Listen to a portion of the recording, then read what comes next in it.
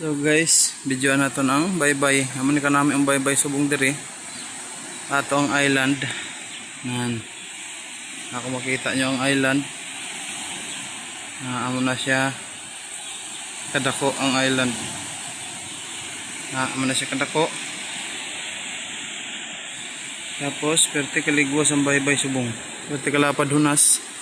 Ato ko makita nyo ang hunasan, no. Amo na siya ang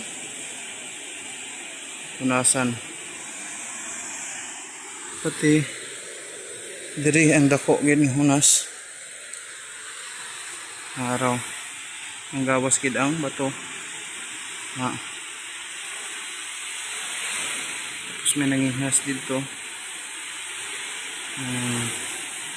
Ang kalapad ang hunasan. Lambot pa diri sa tungod sa kamalig ang hunas. Pati kalapad dito. Yan. Nami kaayo. Pati kalapad. Bye-bye subong. And then, ato ang bukid. So, sa dito na siya nga side, sa piyak. Shell side. Ito sising nagagi. Mula ang bukid as piyak. Kabali ang diri nga bukid, hindi na ito mabidyoan. Kaya araw na ulan.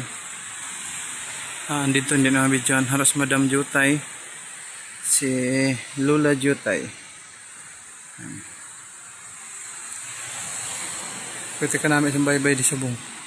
Kaso ang sunset, hindi pa kayo, way pa nagnaugid, di pa kitaon. Yan, hamling update diri sa amon. Nang porma sa balay pag diri ka sa ubos, kitaan mo siya tanan. Nan. So pag matapos ni, wow.